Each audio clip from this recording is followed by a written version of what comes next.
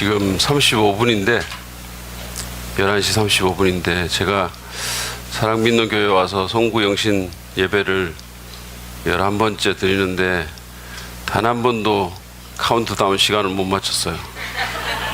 오늘은 꼭 맞춰야 될 텐데 노력해 보도록 하겠습니다. 요즘 삶이 녹록지 않죠. 조금 전에 우리 유희봉 형제가 불렀던 찬송가 가사처럼 광야 같은 삶입니다. 녹록지 않은 그런 인생인 것 같아요. 경기도 어렵고 청년들 취업도 힘들고 아이들 키우기도 쉽지 않습니다. 얼마 전에 제가 보도를 봤더니 대학교 전문대 대학원 그 취업률이 트리플 추락을 해가지고 6년 만에 최저이다, 이런 보도도 봤습니다. 자영업자들 죽겠다 그러고 문 닫는 기업들, 뭐 해외로 이주하는 기업들도 적지 않다고 들었습니다. 물가도 굉장히 막 올라가지고 교회 옆에 중국집 원차우 가니까 무슨 삼선 짬뽕이 10,000원이에요. 여러분 너무하지 않습니까? 너무 많이 올랐어요. 내년에는 더 어렵다는 전망이 많습니다. 그리스도인으로서는 이런 어려움에다가 또 반기독교적이고 물질주의적인 그리고 아주 안티 교회적인 세상에서 믿음을 지키며 살아가야 하는 어려움을 하나 더 가져야 됩니다. 최근에는 또 정부가 나서서 성경에서 말하는 가정의 개념을 재정의를 하려고 지금 하고 있고, 성경에는 그렇잖아요. 한 남자와 한 여자가 사랑해서 가정을 이루는데 이제는 뭐 여러 가지 형태를 다 가정이라고 얘기를 하는 혼란스러운 일들이 일어나고 있고, 우리 자녀들은 더 많은 유혹에 직면해 있습니다. 교회적으로도 지금 저희는 이제 원래 건축을 완공하고 이전해야 되는 그런 큰 과제를 앞두고 있습니다. 저희로서는 한 번도 해보지 못한 그런 일이죠. 기대감도 있지만 불확실성도 너무 많은 것 같습니다. 저는 머리가 좀 복잡해요. 전기세가 얼마나 나올지부터 제가 시작해가지고 거기서 이웃들에게 교회가 잘 받아들여질지, 이사 갈 때 어떻게 하지 뭐 이런 생각도 들고, 요즘은 또 성도들이 혹시 그게 못 찾아오면 어떡하나 뭐 이런 생각도 막 들고 그래요. 그래서 이렇게 한 분 한 분씩 손잡고 이렇게 미리 가보기를 해볼까 뭐. 그런 면에서 보면 새해를 맞는다는 사실이 좀 두렵기도 하고 불안하기도 합니다. 그러나 그럼에도 불구하고 우리는 미래로 가야 되겠죠. 이 어려운 세상에서, 이 힘든 그런 상황 가운데서 도전이 만만치 않은데 미래로 나가려면 어떻게 해야 될까? 오늘 2018년도 우리 마지막에 이제 우리가 있는데 2019년도로 나아가는데 제대로 된 삶을 이렇게 살면서 나아가려면 어떻게 해야 될까? 이 한 해의 마지막 날에 저는 지금 우리가 사는 세상의 마지막 그리고 다가올 세상을 기록하고 있는 성경의 마지막 책 요한계시록을 보면서 미래로 가는 삶에 대해서 좀 생각해 보려고 합니다. 아까 우리 영상 봤지만 미래로 가는 삶, 미래로 가려면 예수 안에서 살아야 된다 그랬고 그런 얘기도 했잖아요. 오늘 본문은 계시록 21장 1절부터 8절 말씀인데 제가 그냥 읽어봐 드릴게요. 1절부터 7절까지인가요? 네, 제가 읽겠습니다. 계시록 21장 1절부터 7절인데 세 번역으로 읽어 드릴 테니까 잘 들어보세요. 나는 새 하늘과 새 땅을 보았습니다. 이전의 하늘과 이전의 땅이 사라지고 바다도 없어졌습니다. 나는 또 거룩한 도성 새 예루살렘이 남편을 위하여 단장한 신부와 같이 차리고 하나님께로부터 하늘에서 내려오는 것을 보았습니다. 그때 나는 보좌에서 큰 음성이 울려 나오는 것을 들었습니다. 보아라, 하나님의 집이 사람들 가운데 있다. 하나님이 그들과 함께 계실 것이요 그들은 하나님의 백성이 될 것이다. 하나님이 친히 그들과 함께 계시고 그들의 눈에서 모든 눈물을 닦아주실 것이니 다시는 죽음이 없고 슬픔도 울부짖음도 고통도 없을 것이다. 이전 것들이 다 사라져 버렸기 때문이다. 그때 보좌에 앉으신 분이 말씀하셨습니다. 보아라, 내가 모든 것을 새롭게 한다. 또 말씀하셨습니다. 기록하여라. 이 말은 신실하고 참되다. 또 나에게 말씀하셨습니다. 다 이루었다. 나는 알파며 오메가, 곧 처음이며 마지막이다. 목마른 사람에게는 내가 생명수 샘물을 거저 마시게 하겠다. 이기는 사람은 이것들을 상속받을 것이다. 나는 그의 하나님이 되고 그는 내 자녀가 될 것이다. 아멘. 자, 이 말씀에 의하면 우리가 미래로 가는 삶을 살기 위해서 해야 될 게 있는데, 첫 번째는 우리가 이 땅이 아니라 장차 올 세상을 바라보며 살아야 한다는 겁니다. 지금 여기에 너무 시선을 고정시킬 것이 아니라 다가올 세상을 바라보며 살아야 된다는 겁니다. 요한은 그랬어요. 여기 보면 새하늘과 새 땅을 보았습니다. 이렇게 얘기했습니다. 요한은 새하늘과 새 땅을 봤습니다. 그야말로 신천지를 본 거예요. 진짜 신천지를. 1절 2절 말씀 아까 우리 읽었지만, 나는 새하늘과 새 땅을 보았습니다. 이전의 하늘과 이전의 땅이 사라지고 바다도 없어졌습니다. 그 당시에 바다는 굉장히 악한 어떤 것으로 봤기 때문에 그렇게 쓴 것 같아요. 나는 또 거룩한 도성 새 예루살렘이 남편을 위하여 단장한 신부와 같이 차리고 하나님께로부터 하늘에서 내려오는 것을 보았습니다. 여러분, 요한은 당시에 극심한 핍박을 받았고 지금 우리가 어려운 거하고는 비교할 수 없는 그런 어려움 가운데 있었던 사람입니다. 그럼에도 불구하고 믿음을 지키고 영향력 있는 삶을 살았던 이유는 바로 여기에 있습니다. 그는 장차 올 세상을 바라보며 살았어요. 그는 좀 길게 봤습니다. 멀리 봤어요. 요한이 이전의 하늘과 땅이 사라졌다라고 말합니다. 여러분, 우리가 지금 보는 그 세상은, 이 세상은 영원한 세상이 아닙니다. 계속 있을 거 아니고 우리가 계속 누릴 거 아니에요. 언젠가는 다 두고 가야 될 것이고 언젠가는 없어질 세상입니다. 요한은 장차 올 영원한 세상을 바라봤습니다. 그것은 마치 남편이 신부가 남편을 위해 단장한 것 같은 아름다운 세상이다라고 말했어요. 여러분, 남편을 위해서 단장한 신부를 본 적이 있으십니까? 제가 제 제자의 결혼식에서 신부 화장을 마치고 들어가는 그 제자를 봤는데 못 알아보고 그냥 갔어요. 완전히 다른 사람이었습니다. 화장이 아니라 변장이었었어요. 그렇게 아름다웠다는 말씀이에요. 정말로 완전히 너무 아름다워가지고 제가 도저히 알아볼 수가 없었어요.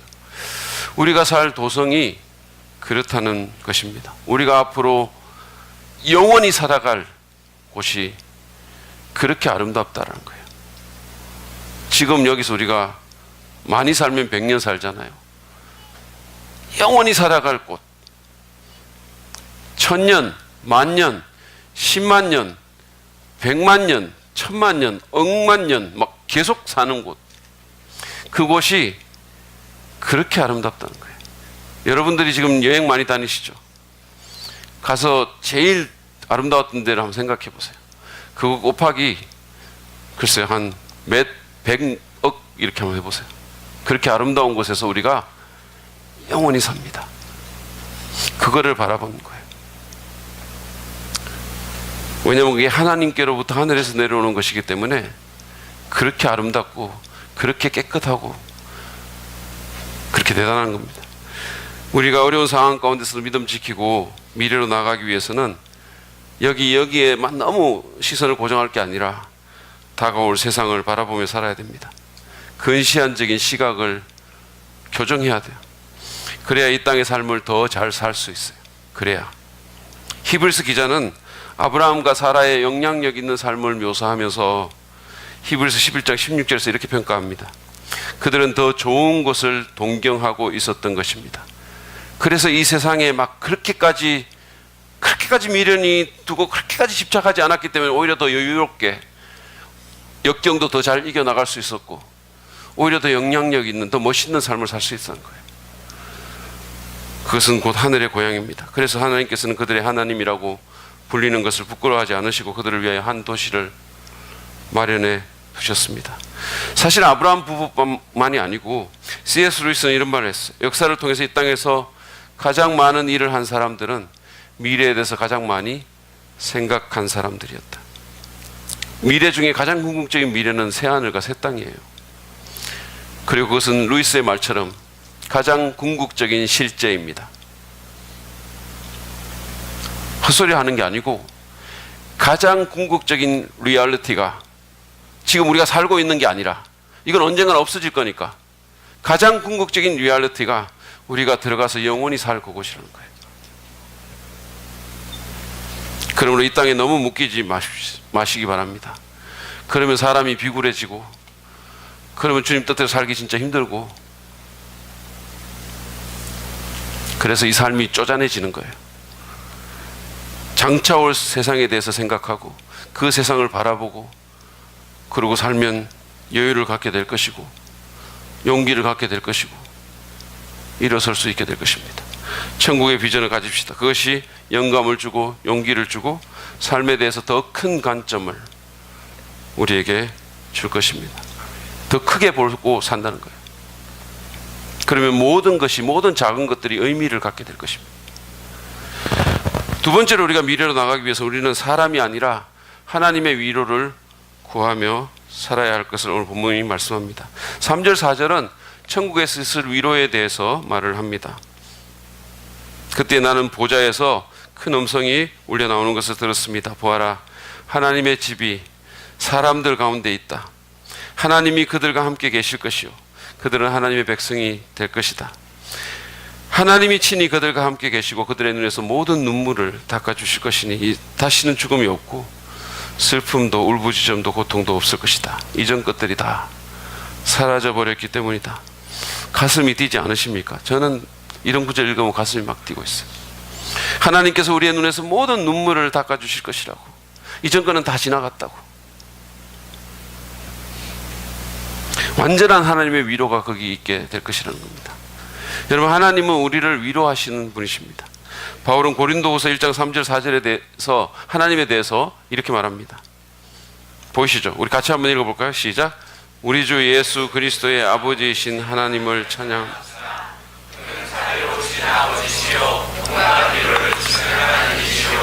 온갖 한난 가운데서 우리를 위로하여 주시는 분이십니다. 온갖 위로를 주시는 하나님이다 그랬어요. 개역성경에서는 모든 위로의 하나님이다 그랬어요. God of all comfort, 모든 위로의 하나님이시다 그랬어요.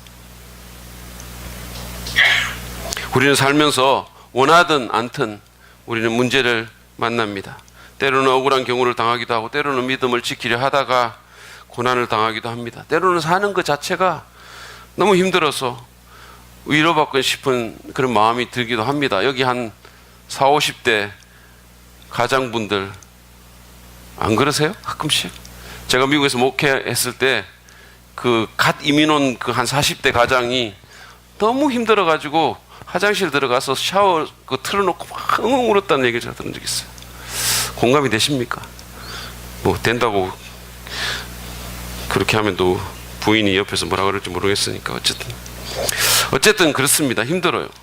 그럴 때 사람의 위로도 도움이 될 수 있겠지만 그건 어차피 한계가 좀 있습니다. 사람은 내 마음과 사정을 다 알지도 못하고 내가 원하는 그런 위로를 줄 만큼 마음이 크지도 않아요. 그 사람 자체도 힘드니까 여유가 그렇게 많지도 않습니다. 너무 사람의 위로를 구하다가 기대하는 만큼 안 되면 오히려 그것 때문에 더 상처를 받기도 합니다. 그러므로 여러분, 하나님의 위로를 구하십시오. 한 해를 우리가 또 앞으로 살아가는데 미래로 나가는데 문제가 아무것도 없었으면 참 좋겠는데 울 일도 없고 마음 상할 일도 없었으면 좋겠는데 그럴 일은 없잖아요. 우리가 알잖아요. 예년의 경험을 통해서 뭔가 무슨 일이 생길 텐데 하나님의 위로를 구하며 사십시오. 하나님 앞에서 울고 하나님께 내 억울함을 호소하고 하나님의 신원을 구하십시오. 지난 수요일에 제가 우리 오수영 전사님 그 신방 갔다가 그 병실 바로 앞에 계시던 우리 안신홍 목자님 친구인 김혜리님 병실에 가서 기도를 해드렸어요. 그분이 지금 췌장암으로 아주 투명 중인데 암이 전이가 돼서 복수가 차고 상태가 굉장히 안 좋다고 들었어요. 우리 교회 중보기도팀이 그분의 구원과 그 육신의 회복을 위해서 열심히 기도하고 있던 그런 분입니다. 근데 그날 제가 가기 전에 오전에 그분이 놀라운 하나님의 은혜와 섭리로 예수 그리스도를 구주로 믿고 영접했다는 거예요. 그 영혼이 새롭게 되고 구원받고 거듭났다는 거예요. 안신호 목사님 말에 의하면 그분이 주님을 만난 후에 두 사람이 병실에서 나 같은 죄인 살리신 주원의 놀라워라는 찬송을 부르면서 많이 울었다라고 했습니다. 여러분, 암 환자의 입술에서 찬양의 고백이 나온 거예요. 그 영혼에 하나님의 깊은 위로가 임했다고 저는 믿습니다. 그날 제가 기도해 드릴 때도 두 손을 꼭 모으고 얼마나 간절히 기도를 하는지, 기도하고 보니까 눈에 눈물이 촉촉히 맺혀 있더라고요. 그래서 내가 그걸 이렇게 간절히 그래서 우리 교회 성도들을 내가 생각하면서 우리 교회에서 이렇게 기도하면 참 좋겠다, 그런 생각을 했어요. 여러분, 사람의 위로보다는 하나님의 위로를 구합시다. 그게 진짜 위로예요. 바울은 고린도후서 1장 5절에서 그리스도의 고난이 우리에게 넘치는 것과 같이 그리스도로 말미암아 우리의 위로도 또한 넘칩니다 그랬습니다. 그리고 4절 후반절에서 말하기를 우리가 하나님께 받는 그 위로로 우리는 온갖 환난을 당하는 사람들을 위로할 수 있습니다라고도 했습니다. 하나님이 우리를 위로해 주시면 우리가 힘을 얻고 용기를 얻어서 그 위로로 다른 사람을 위로해 줄 수 있다는 거예요. 그러므로 여러분, 우리를 위로하시는 그 하나님의 은혜의 보좌로 자주 나아가시기를 바랍니다. 매일같이 수시로 언제든지 갈 수 있잖아요. 언제든지. 저는 이 예배 들어오기 전에 조금 전에도 그 위로의 보좌, 은혜의 보좌로 나갔어요. 언제든지 갈 수 있잖아요. 그렇게 가서 힘과 용기를 얻는, 다시 일어설 수 있는, 미래로 계속갈 수 있는 저와 여러분 되기를 바랍니다.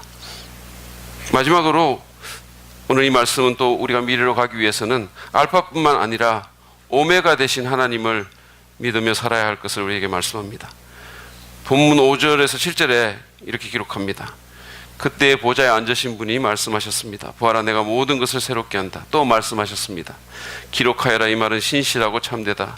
또 나에게 말씀하셨습니다. 다 이루었다. 나는 알파며 오메가, 또 처음이며 마지막이다. 목마른 사람에게는 내가 생명수 샘물을 거저 마시게 하겠다. 이기는 사람은 이것들을 상속받을 것이다. 나는 그의 하나님이 되고 그는 내 자녀가 될 것이다. 여기서 강조된 하나님의 모습은 신실하시고 말씀하시는 바를 이루는 분이십니다. 그분은 단지 알파가 아니라 오메가라는 거예요. 끝이라는 거예요. 시작하실 뿐만 아니라 마지막까지 책임지시는 분이십니다.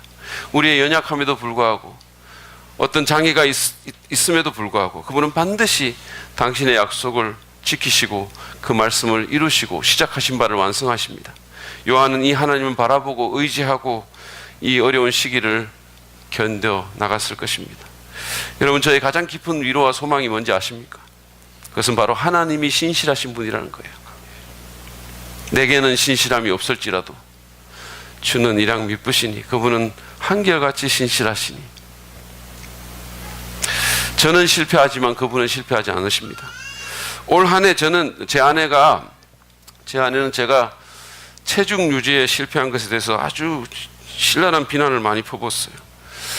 당신은 10kg 뺐다고 온 교회에 그렇게 자랑을 하고, 아니 온 교단의 친교회 사방에 가는 데마다 그렇게 위대한 업적이라고 말을 해놓고 이제 몇 년 지났다고 다시 이러냐고 막 이러는 거예요.